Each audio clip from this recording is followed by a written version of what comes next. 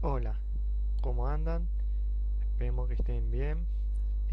Si bien vamos a hablar de familias lógicas, así que este es el siguiente vídeo de tema de, de lo que vamos a hablar. Si bien tenemos acá un silicio, respectivamente, eh, si bien acá tenemos el silicio, bueno, justamente vamos a ir presentándolo de a poco. Si bien es un tema es informativo, ¿no? Si bien vamos a hablar, a ver, vamos a pasar un poco la vida dispositiva. Si bien vamos a hablar de señales lógicas, vamos a hablar cómo fabricar el circuito, cómo se obtiene el chip, ¿no? Cómo se obtiene el chip. Si bien después vamos a hablar un poco de historia, la clasificación de TTL y CMOS, algunos parámetros y la tecnología, y bueno, un implemento de tecnología de MOSFET a lo último, como para entrar al tema. Eh, bueno, vamos. Señales lógicas. Si bien las señales lógicas, cuando analizamos los circuitos lógicos electrónicos diseñadores digital, utilizamos dos niveles de estado, altos y bajos, en lugar de ceros y unos, para recordar que estamos hablando que no son entidades abstractas. Eh, Bajo señal está comprendido en un intervalo de tensión más bajo, y señales altos y altos señal que está comprendida en intervalo de tensión más alta. Bueno, acá tenemos los niveles lógicos. Si bien dijimos high y low, los niveles lógicos podemos definir de la siguiente manera. Este es el cuadrito de donde tener los niveles de tensión. Y como aclaración, en el diseño no se toma en cuenta la referencia a las tierras y la tensión solo en ciertas ocasiones.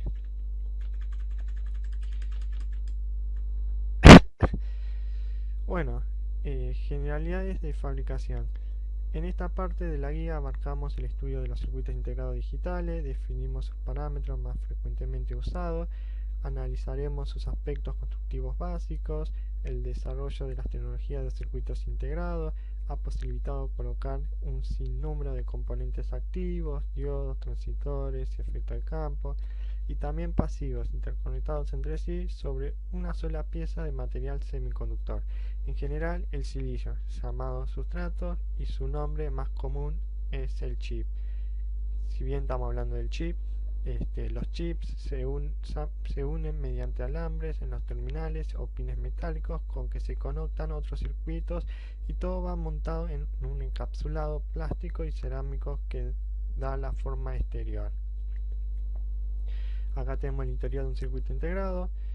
Si bien tenemos el encapsulado, acá el chip es el silicio. Si bien el implemento de las nuevas tecnologías fue incorporarle las entradas, lo más, digamos, cuestión de para que funcione. Ahí tendríamos más o menos el chip, el integrado.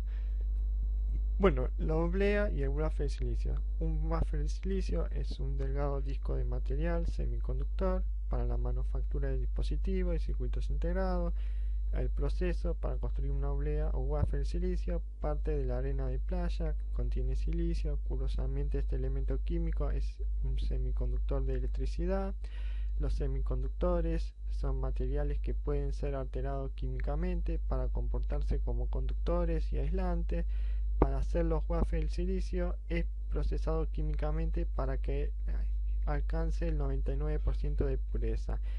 El esquema para fabricar un chip es el siguiente. Si bien tenemos acá la arena, el lingote de silicio, el buffer procesado y el buffer eh, digamos, obtenido termoplano, puede ser, este, incorporado, digamos, acá el chip. Bueno, obleas y wafers, si bien con arena sometida a altas temperaturas, un complejo proceso de purificación, se obtiene silicio puro al 99%. Este silicio es derretido y se forma un cilindro grande llamado lingote. Acá lo podemos ver. La oblea o wafer de silicio de este lingote se cortan rebanadas muy delgadas y se pulen hasta llegar a un efecto de espejo, haciéndolas una superficie extremadamente suaves.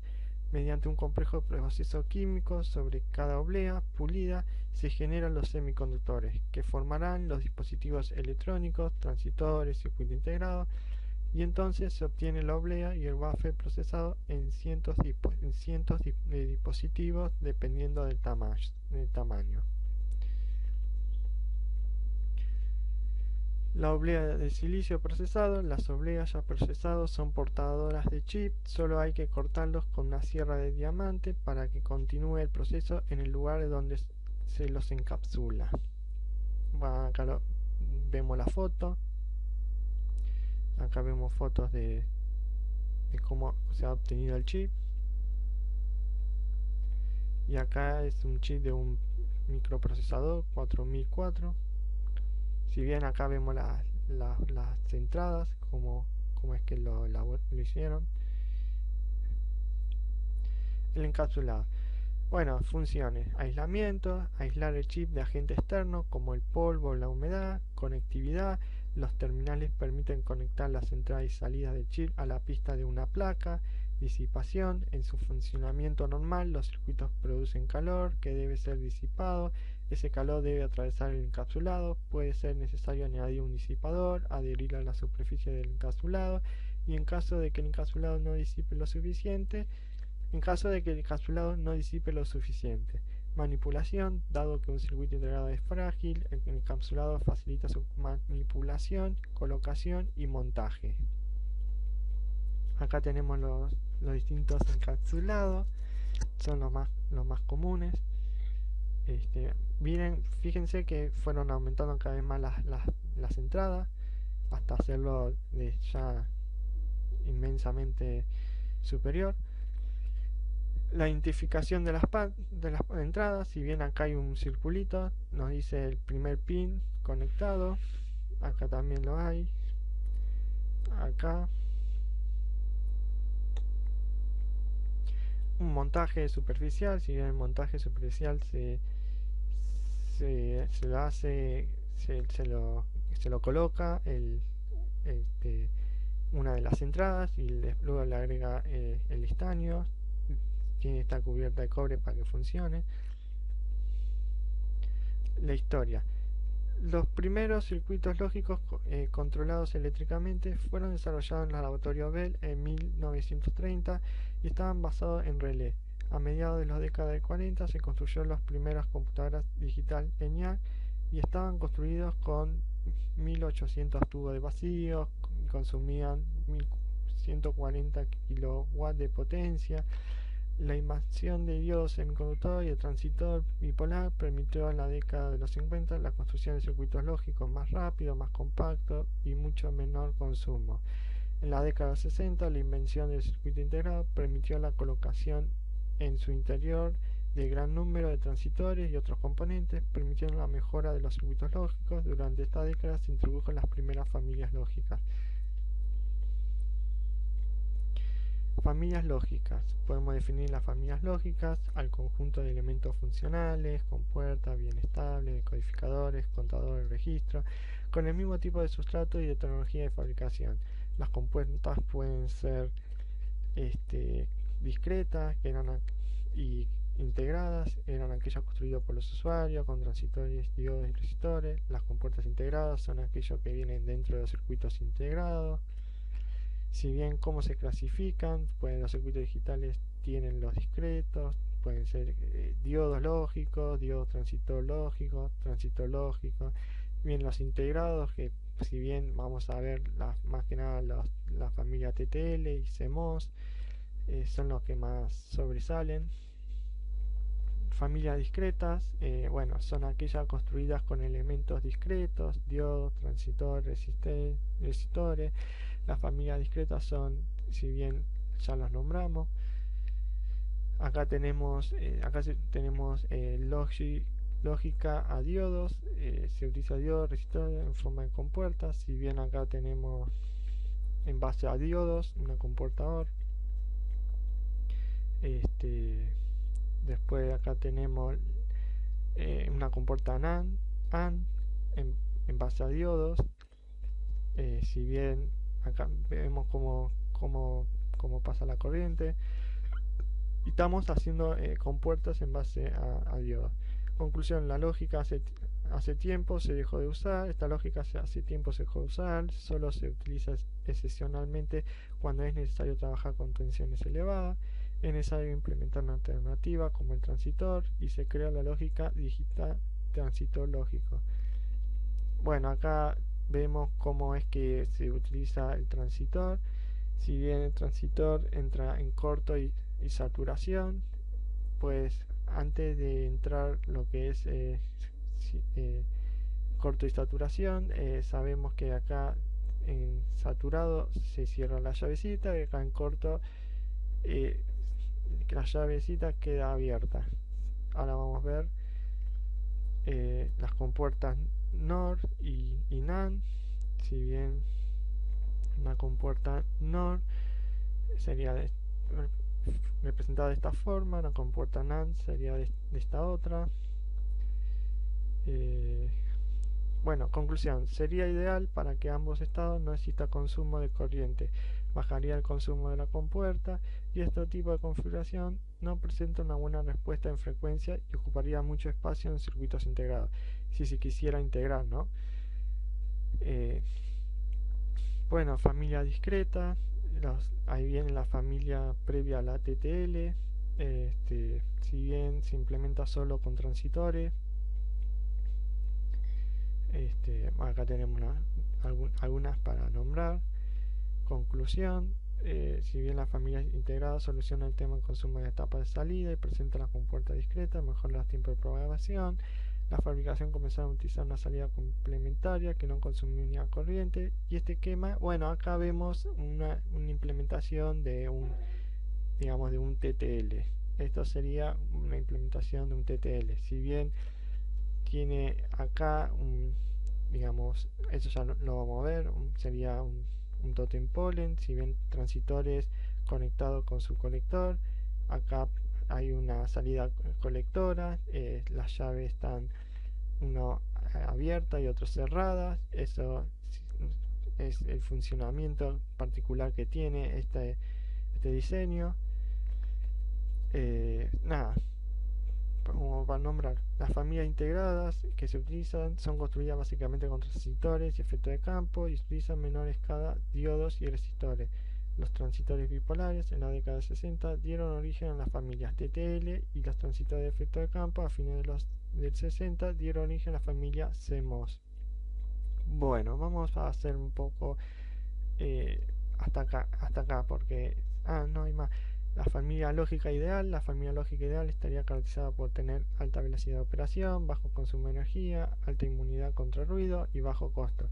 La existencia de varias familias lógicas es debido a que no existe una familia lógica que combine todas estas características detalladas en una sola. Hasta ahí. Bueno, si bien vimos la familia TTL y CMOS,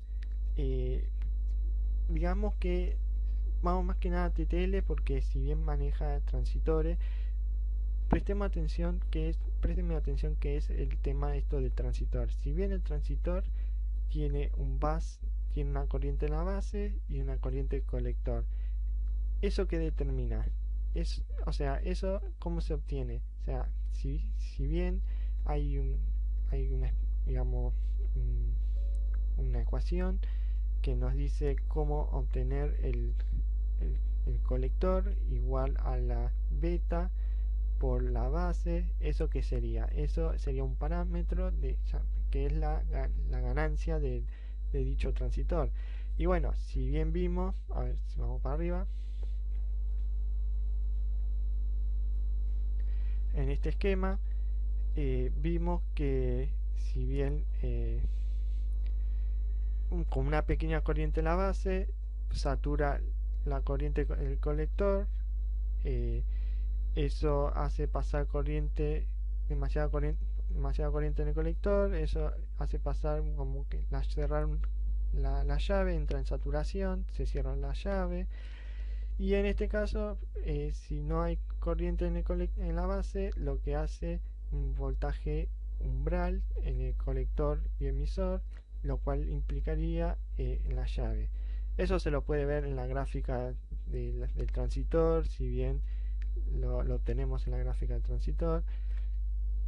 Y nada, vale destacar el comportamiento de este dispositivo, ¿no? Vale detallarlo como para que vayan teniendo en cuenta de eso, de eso. Bueno, unos parámetros característicos. Bueno, los parámetros característicos. El margen de ruido, si bien se define margen de inmunidad de ruido al parámetro, ya que determina la inmunidad del circuito y las variaciones, interferencias no deseadas presentes en el entorno. Un mayor margen de ruido significa que el circuito es menos susceptible a errores. Si bien acá tenemos las distintas tensiones que se obtiene en el datasheet, los márgenes de ruido se miden de esta forma.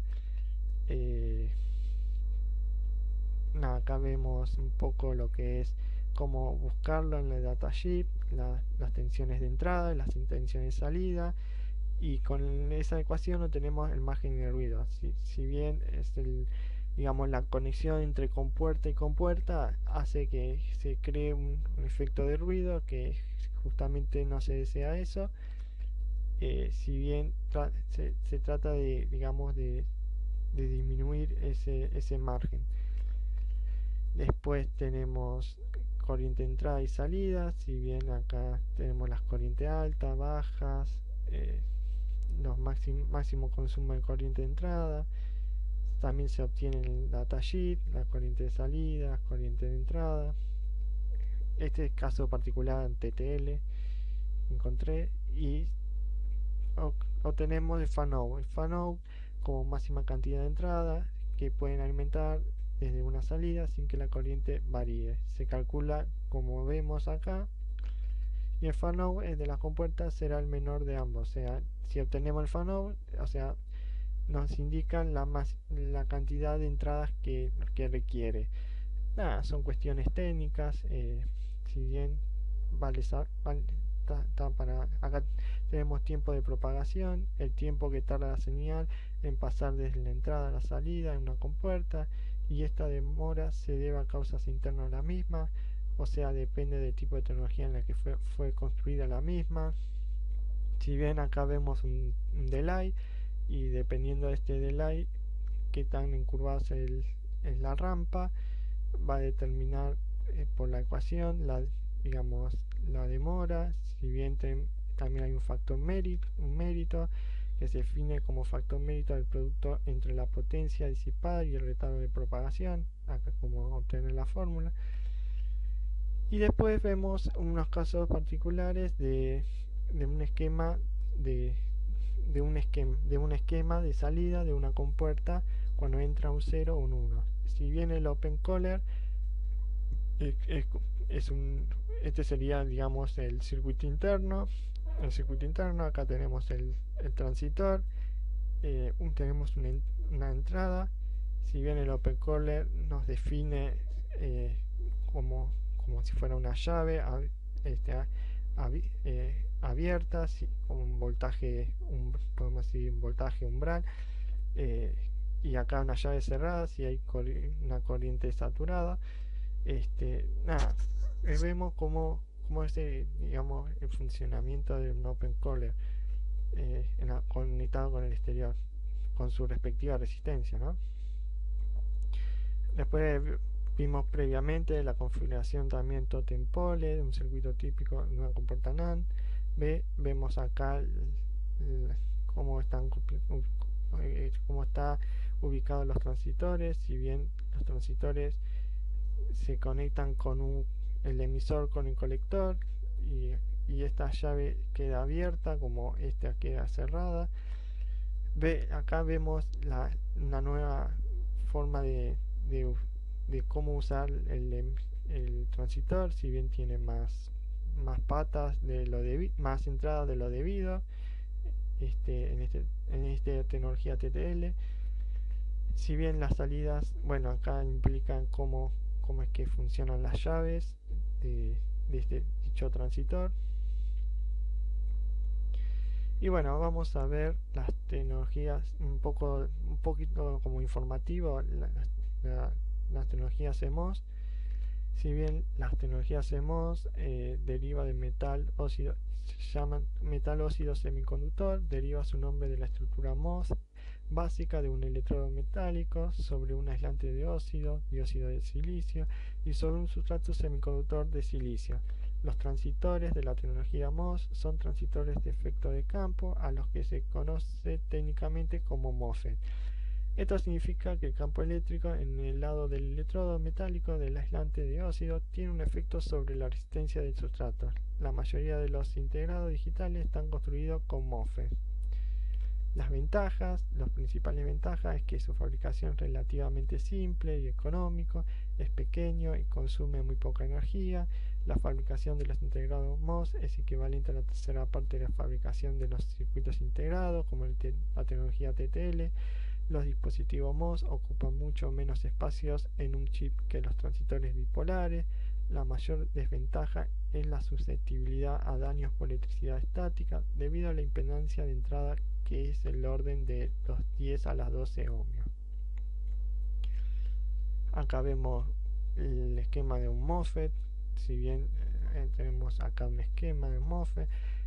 Y bueno, investigando un poquito más, me he encontrado, por ejemplo, los NMOSFET. Si bien como trabaja un NMOSFET, es similar al transitor. Si bien, por ejemplo, es similar, digamos que es similar. Si bien dice acá, entra una tensión acá, la llave se cierra y se pone la salida. Supongo que esta salida se va a poner, se va a cerrar. En caso de acá vaya a cero, la llave se va a abrir. Nada, similar. Después acá tenemos un inversor CMOS. Si bien acá se usa un PMOS y un NMOS, nada, funciona, digamos, de forma totem pole, como para ver. Después acá hay otro, como es que funciona ese totem pole con distintos MOSFET. Si bien consume estático, es debido al nulo de ambos casos. La corriente de entrada es despreciable. Si bien no consumen corrientes, son bastante útil, porque si bien es una tecnología avanzada. Después el NOR CMOS, y bien acá tenemos otra explicación con cómo se usa, como para verlos. Acá hay más. Y bueno, y hasta ahí digamos que termina la presentación. Esperemos que les haya gustado. Si bien terminamos hasta acá, y nada, voy a cortar el vídeo, así que hasta luego.